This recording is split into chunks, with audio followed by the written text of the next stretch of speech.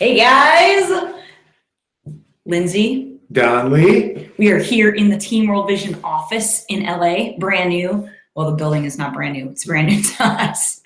But guys, this is it. This is your midweek fundraising boost live stream. So here it is. Don Lee and I were just in Ethiopia, and I told him I just wanted him to pour out some love for you guys about this mission and about his own personal fundraising journey. Because we are almost 30 days from race day. It is December 13th, and come January 15th, we are going to be on the start line and celebrating so many lives being transformed. And I do not want you to get to that start line with any regrets, saying, oh, I should have asked that person, or I wish I would have invited more people in, or man, I could have raised more money.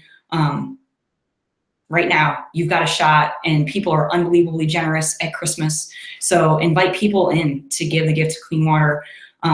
So Don, I just told you a minute ago, my first question for you is, what about water has made you commit your life to running for it? I know you're not necessarily a big runner. No. So what about water, or seeing this work in the field and the power of water has propelled you to keep going?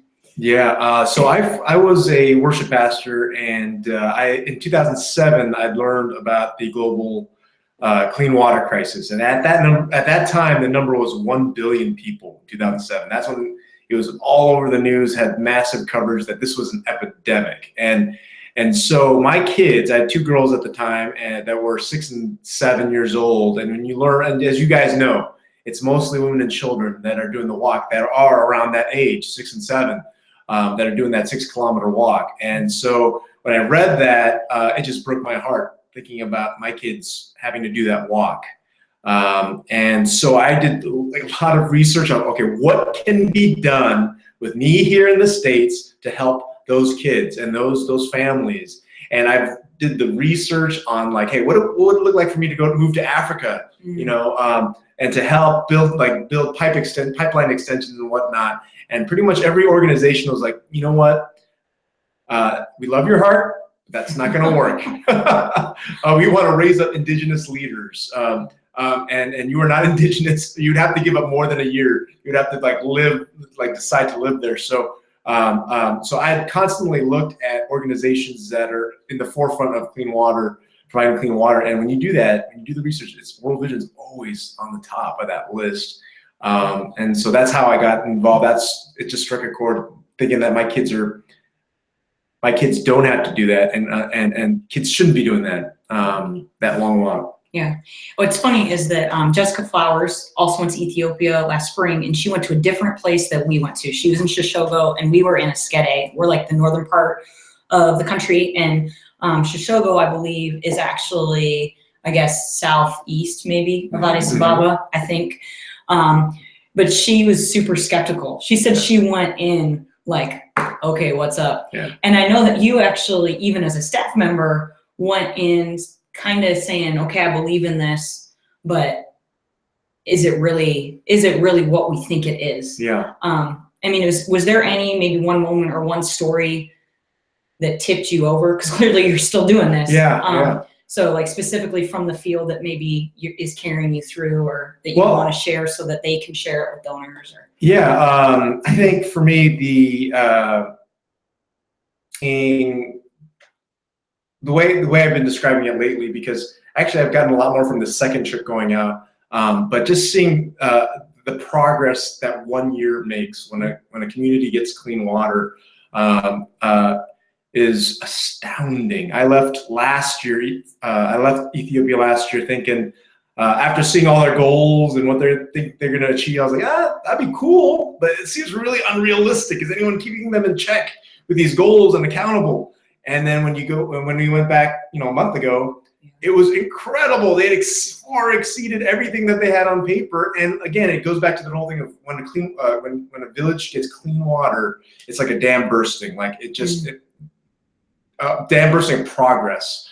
I think just specifically the farmers, boy, a year ago they built some irrigation canal extensions, and now this year they showed us this whole this well pump water pump thing that they're trying to get all the farmers to buy into.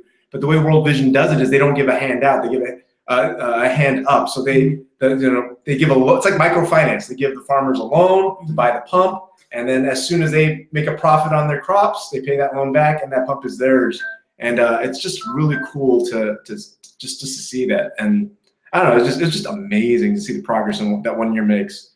Yeah, it really is incredible. And I think when you think about your daily life and the things that you need to get done, and just little things that can expedite your life and give you relief and give you hope, you know, to get through today and tomorrow. And even I think for me, you know, sometimes I really do get just stuck in life. And, you know, little things really are big things, you know, to keep you going. And with these farmers, I mean, literally, they're pumping this water out of a pit that is, what, 20, 30 feet or more down. I mean, and this water is pumping straight up and then into their fields and irrigating their land. And, I mean, they had tons of water in the ground right next to a field, but I don't know how you get it from the ground to the field. And, I mean, it's transforming their lives. The farmer said that they went from one harvest a year that was completely dependent on rain, just inconsistent at best. And now he has 3 harvests a year, and World Vision has helped them start planting garlic, which is a cash crop. So he's making more money than he ever has because of the crop, but also 3 times as much because he has 3 times the harvest. And I don't think that, at least I don't think about stuff like that. So you really are transforming people's livelihoods as well as keeping them healthy and safe, and, you know, protecting women and children, like Don was saying. So, well, with that, okay, so like those are great ideas, but if they don't have the funding, they can't have these large-scale water systems. Correct. These farmers can't farm. So ultimately, over the last few years you've been running, I mean, you dyed your hair blue. You've done lots of stuff involving food and, you know, parties and things. These guys have, like I said, what, 32 days to go. What's something tangible that you think they can do to help with their fundraising right now? Okay. I would say within 30 days, yes, I've done the blue hair thing where I said, hey, any large donation, I will dye my hair whatever color you want. I said, I'll write you a song. And those all work to a certain extent.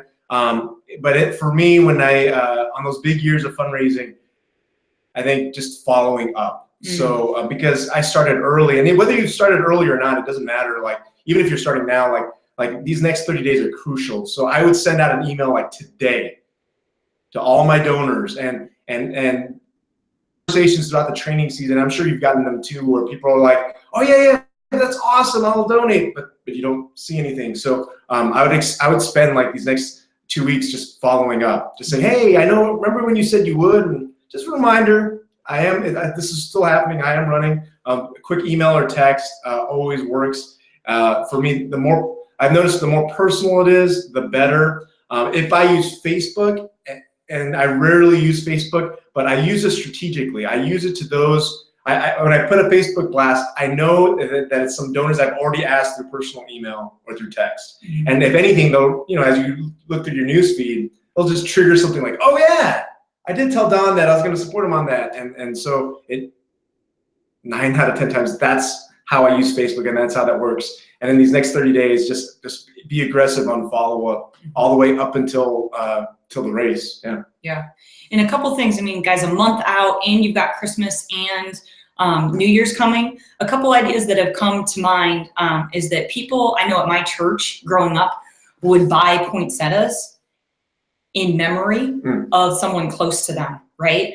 So this might be an opportunity too that you can put out to people to say, like, hey, you know, it's Christmas time, you know, give a donation in memory of someone, give the gift of clean water in memory of someone. And there might be specific people you can invite into that, but that could be a really cool way to honor someone. And maybe if you take the first step, you know, and you could post it on Facebook and say, guys, this Christmas, I'm giving a gift of clean water in memory of my mother. You know, there might be a tie-in or a little bit of a story, and you can invite people to join you in that. So there's kind of one thing I've been thinking of. And the other thing is New Year's, hello, people have parties all the time. And if you're gonna have people over to your house, even if it's like, hey guys, $10 to get in, you know, but you throw, you know, a huge party with a big spread and say, hey, come ring in the new year with us, and start it by giving. Start it with generosity, start it with thankfulness. And literally you can celebrate a brand new year and a new trajectory and goals and resolutions, but also by giving life. So there's a couple ideas, a few ideas for you. And that's it, guys. So midweek fundraising boosts, go get them. No regrets, finish the year out strong. We are at a little over $53,000. And guys, here's the statistics for you. And Don can tell you, on average, 30 days out, our teams will double in fundraising. And this year in Long Beach, they over doubled. I mean, people that had zeros on their fundraising page 30 days out, crushed goals. Like, it was miraculous. It was absolutely incredible. But people took huge steps of faith in that. So we are praying for you. We've got your backs. Email me if you have any questions. Christine, if she has any questions. Guys, Christine, Kristen Borse, Jessica Flowers, Shirley Lammy, Matt Grover, all these guys have met the kids, have been to the field, have seen the work, have talked to World Vision employees, and both of us have. So if you have any questions, if you need stories to tell, if you want pictures for your email, touch base with those people or us, and we'll help you out as much as we can. But together, we are going to go farther, and we are going to get more kids more clean water. So we love you. Any last words? Be bold. These last 30 days, I mean, put it all out there, because you're doing this for the kids and it's going to affect their lives. And we've seen it, like Lindsay shared. And just be bold. What do you have to lose at this point? And you're going to run this thing. You're going to finish it. You're going to be awesome. Bold. Awesome. All right. We love you guys. Happy midweek. Get to a group run on Saturday, y'all.